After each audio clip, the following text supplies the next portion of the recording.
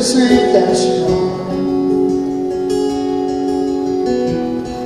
My mind keeps repeating like you alone, and I'm tired of pretending I don't love you anymore.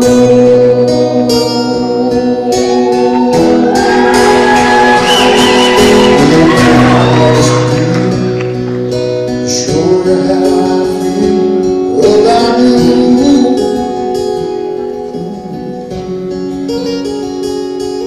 There's no one else, I swear, holds a candle anywhere next to you.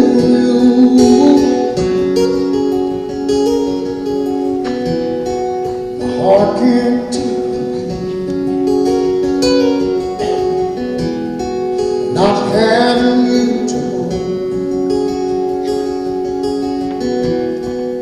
Small voice keeps deep inside my soul, says I can't keep pretending that I don't love you anymore.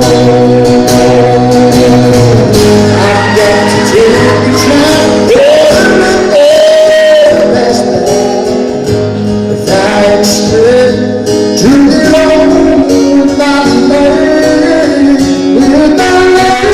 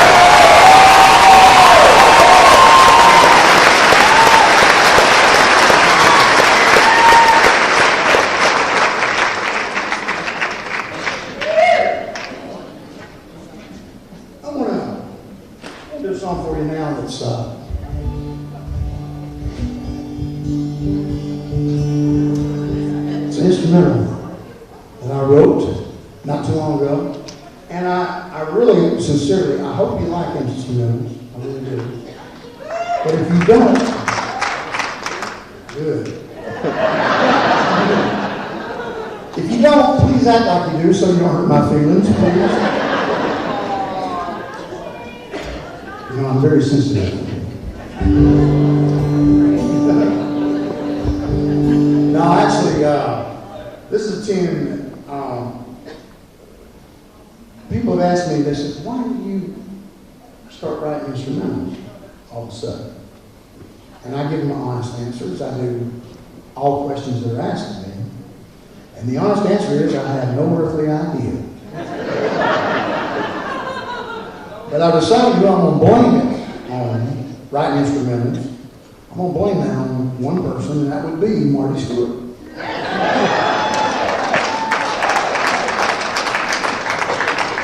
Come to think of it, there's a whole lot of stuff I'd like to blame on Marty Stewart. And probably will.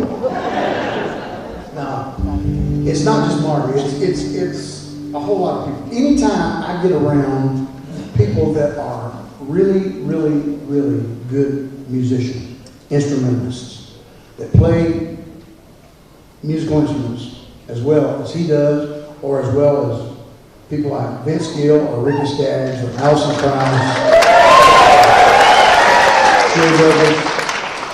Anytime I get around people like that, if I hang out with them at any time at all, I'm always envious in the background. I'm thinking to myself, man, I hope while we're hanging out, some of that rubs off on me.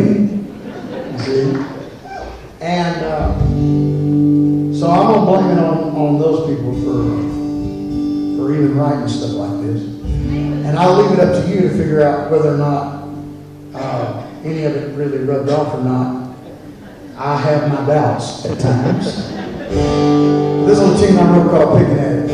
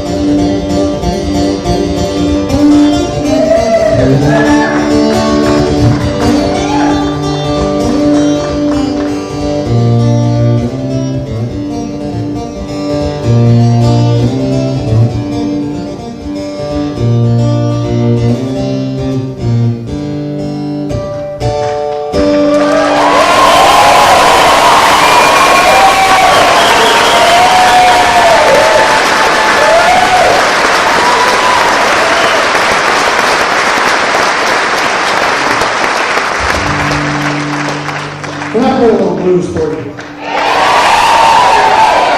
I love blues. I've had them a few times. And they ain't nothing better than having a great blues song to get you out of the blues. You know what I'm saying? So I'm going to play some for you. This is good like this.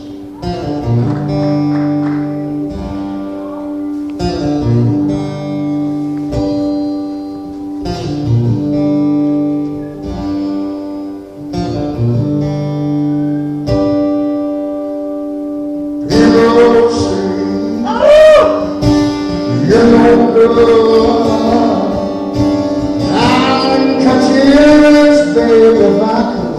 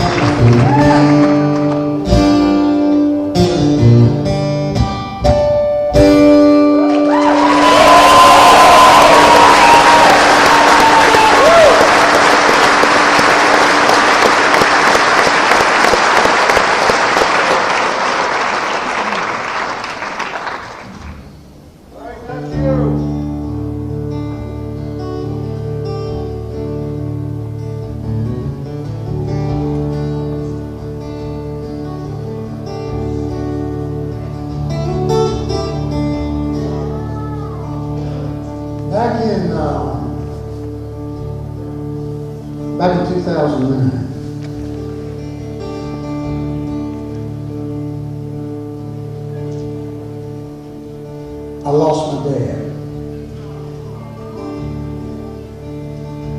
Quite unexpectedly. Because prior to January of that year, my dad was seemingly one of the healthiest people I knew. He was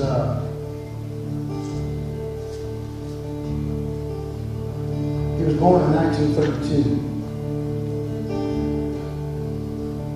And even being as old as he was prior to 2009, he could outwalk me. And that's no joke. But in January that year, he was diagnosed suddenly with congestive heart failure. Basically, what that meant was his heart all of a sudden started racing like he was running a marathon. And there was really nothing that the doctors tried to do that was successful in stopping it. from the time that he started feeling that until we lost him that June, it was seemingly one long, almost never-ending hospital stay for him. We were able to bring him home about 5 days before he passed away and allow him to have hospice care and at least have the dignity of dying in his own home. But I had never been through anything like that before. Losing somebody that you love so much. I'd seen friends of mine go through it. But I found out very quickly that until you experience something like that for yourself, you just can't imagine how physically and mentally and emotionally draining that whole process is of losing somebody that you love so much.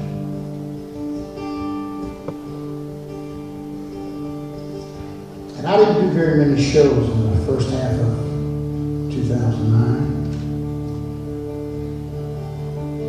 But when I did have to go out on the road, my wife and my mother-in-law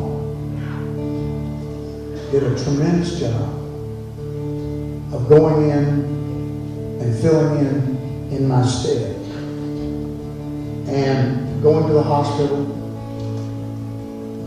and sitting by his bedside so that my mother could go home for just a few hours and get a shower, maybe sleep in her own bed, get a little bit of rest. But she didn't want to leave his side for 1 minute.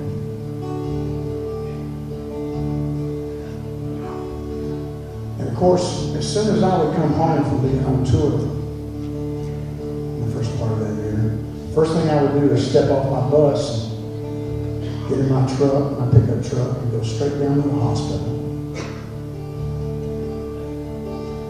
and see if I could relieve my mom for a while.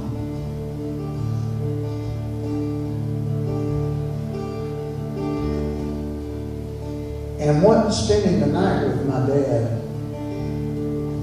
especially toward the very end, meant was sitting in one of those uncomfortable hospital chair, just watching him sleep.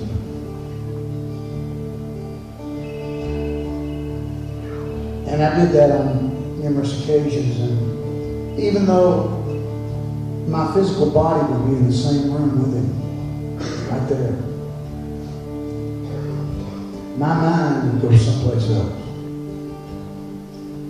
to a different time. A happier time.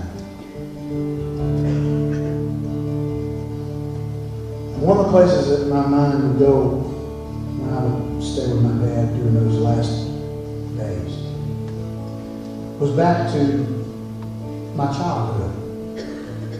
What it was like to be a kid around my dad. See, my dad was